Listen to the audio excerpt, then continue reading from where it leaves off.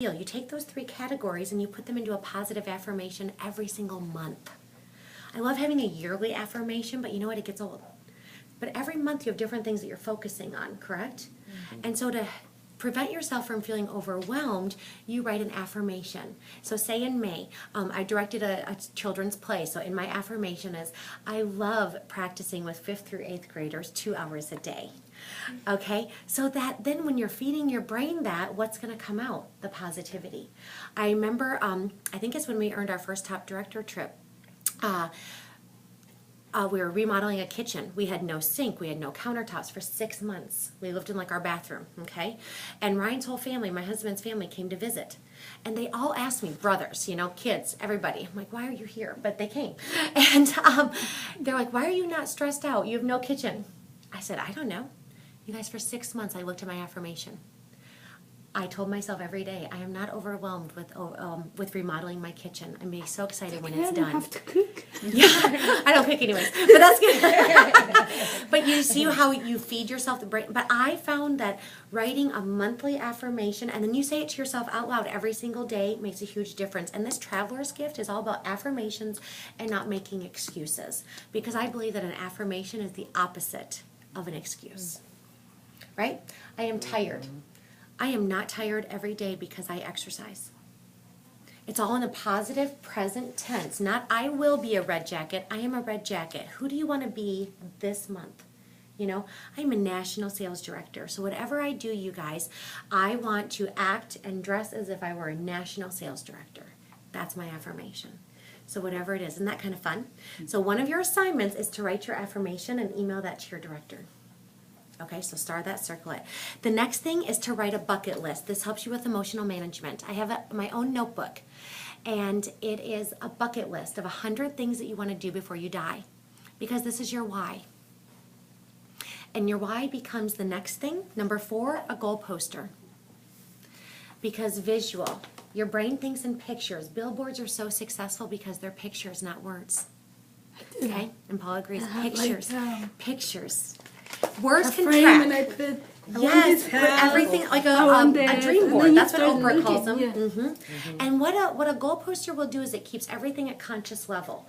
So my goal poster is in my office where I do phone calls. Right now my goal poster is all the pictures of the women who are building our national area. And I look at those pictures every day and I focus on those women, focus on their whys. And that makes me get on the phone. Whatever your why may be. So if you want to influence people, find the people that you want to influence, find their pictures in magazines. And it's really interesting because when I've worked with directors and they're working towards 24 people on their team, I say, look in a magazine and pick out the people that you want on your team. And it's really kind of weird, but their unit really resembles the people that they put on that board. Isn't that neat? I remember going for our first car, and I would have car posters up all the time, and I would hit production, miss production, hit production, miss production, because my why wasn't really the car. It was having the 14 people on my team to help them be successful. So I remember one day ripping off that picture of the car and actually putting people's pictures on stick figures of 14 people, and that's when we finally earned our first car. So what's going to motivate you? Pictures of what your why. So goal posters are very good. And you can even make a goal poster every month. Yes, put a baby on there. You definitely can do that. Okay, the next thing, so we talked about never hear no. That's number 1. 2, affirmations. Feed your thoughts positive things. 3, a bucket list. That's so much fun.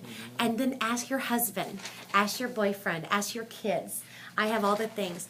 And in Mary Kay, you guys, wow. I've taken my daughter to New York City. That was on our bucket list. We bought our dream home with an outdoor kitchen and a pool, and all of that was on our bucket list. Debt-free, that's on our bucket list. My son is 13. He wants to go to Alaska when he's 16. That's going to happen. It's on our bucket list. He wants to sit courtside, I think, at a Final Four game. So I want to do that too. So that's on the bucket list. All these different things, and it's so neat because that becomes your why. Not just your goals, but everybody else's in your circle. Okay, so pictures of your goals. And then number 5, I think we're on 5. You become like the 5 people you surround yourself with. This can be good, this can be scary. Another thing I recently learned is that your income becomes like the 5 people you hang out with most. Who Who are you hanging out with? I'm glad you guys are all here because you're with positive Mary Kay people. This is why the success night is so important. If you're away from that, you start feeding your brain negative thoughts. Oh, you can't do Mary Kay. This doesn't work. When you go to a success night, you see that it works. Sometimes it doesn't make you feel good if you're not working, but you at least know that it works if you work. That's so true. Mary Kay works if you work. Okay, and the last thing is your husband's support. Actually, number 6. I'll give you number 7 too. But husband support or family support. Because I know a lot of times we have young team members who their parents are their support. How do you gain their support? Well, let's be honest. And I'm going to take you back to when I started Mary Kay. I was a stay-at-home mom. I rarely showered or looked pretty during the day. All of a sudden, I start this new career called Mary Kay. I'm getting dressed up. I'm putting on makeup. I get prizes, and I'm happy. Did those events have anything to do with my husband? Not really. Mary Kay, believe it or not, can become like your mistress. And understand that. You are getting filled up. Your confidence is boosting. You're getting dressed up. You're going on dates with other women, basically. And you're going home then. And maybe, my husband was home with our baby, And so how I gained that support is Mary Kay was always about family goals for me. But I had it to be clear to Ryan. So I remember the big turning point in my business was when I gave him an envelope. And this is kind of fun to do.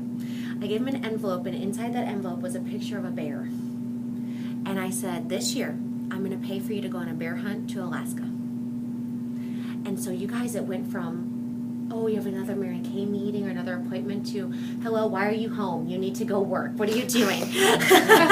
Get out of the house. And so make the goals too. Ask them, what do you want? One year it was a truck. Another year it was a boat. Then golf. I mean, hello. But that support, because they think it's jealousy. And that's okay to be honest about, because you guys, we get so much in Mary Kay. Men wish that there was something out there for them like Mary Kay. My husband says it all the time. But involve them in your children. The year that Disney World was on the goal poster, my kids, they didn't cling to me and cry. And just a side note, if you have small children and they cling to you and cry, guess what? They grow up and they never remember clinging to you and crying that you were leaving to go to a Mary Kay function. I ask my kids that all the time. What they're more concerned about is, are you there now? That's the key. So don't have that mommy guilt, because they're giving it to you because we're all selfish creatures, but don't hang on to that. Okay. And then last but not least, I want you to write down this phrase under emotional management. There's a difference, and this might be a little confusing, so I'll repeat it a couple times. There's a difference between something not good happening. There's a difference between something not good happening versus something bad happening. There's a difference between something not good happening versus something bad happening. Somebody saying no is something not good happening. Somebody getting into a car accident, having cancer, a death in the family, that's something bad happening. And so many times in Mary Kay, because we're emotional creatures and most of us are women, we take a no as if, wow, something bad really happened. But that's not truth.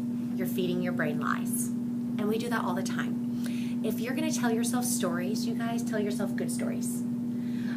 Because too often we say, she's not calling me back, she must not like me anymore. Right? We make up stories in our brains. Oh my goodness, we do it all the time. Start making up a good story. She really loves me. She just hasn't had the time to call me back. Who wouldn't want to be in my space, right? Okay, so tell yourself good stories and just know there's a difference between something not good happening versus something bad happening. Okay, the next part is lack of a plan, time management. Okay, now here's an affirmation. We're going to start with an affirmation for time management. I am the best boss. And your next affirmation for time management, I am the best employee. Because that's who you be in Mary Kay. You are your own boss. You can be good or you can be bad. You are the best employee. You can be good or you can be bad. These are all choices that you make. But I'm going to give you tools that will help you be the best boss and be the best employee. And these are taken right from Mary Kay. And she has a whole chapter in her autobiography about the 6 most important list. And if you haven't read that, go home and read it. It's amazing. The 6 most important list did not come from Mary Kay. It came from, I think, Schwab.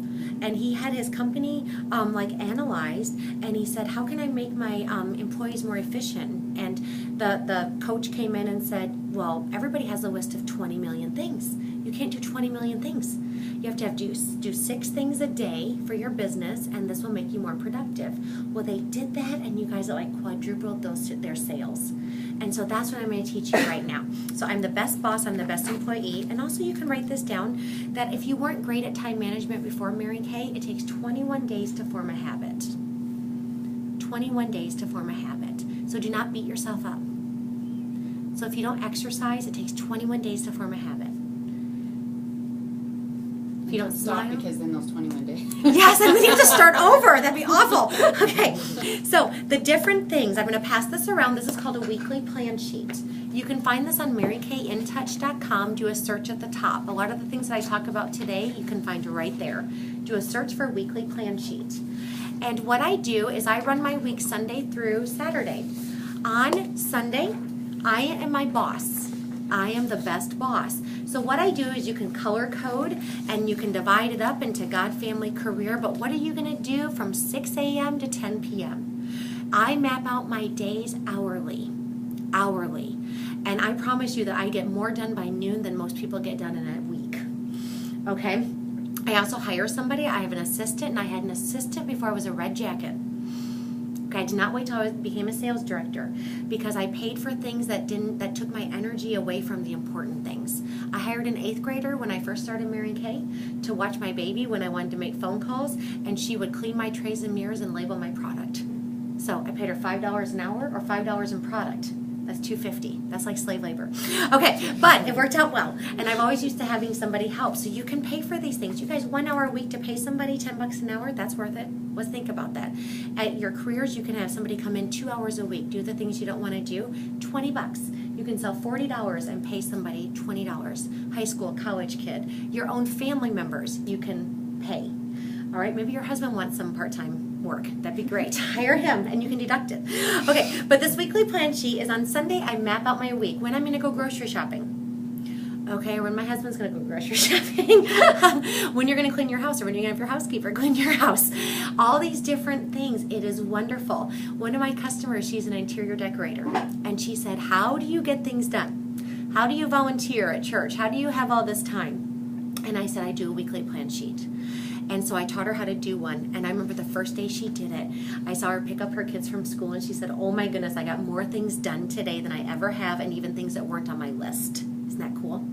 The other thing is, say that you schedule Monday, you have an hour for Mary Kay. Mary Kay doesn't take a lot of time. It just takes focus time. So if you say you're going to work in 1 hour, here's a great thing to do in that 1 hour.